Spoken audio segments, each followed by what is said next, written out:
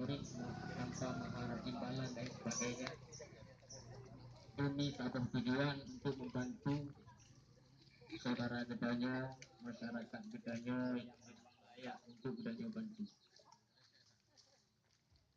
Walaupun di mana apa yang gedanya pegang dirinya, gedanya tidak mengharap memberi imbalan dan sebagainya. Memang gedanya segala perbuatan gedanya, segala harta yang dalam dunia gedanya, karena tinggal huruf akhirat akan bertanggung jawab oleh Allah SWT. Hingga beberapa ayat dari Allah dalam surah Al-Fatihah, "Inna latus'alunna yawma idzin 'anil na'im." Karena tinggal huruf akhirat akan mempersoalkan segala perbuatan gedanya, segala hal gedanya dalam dunia. Nah, jadi gedanya bantunya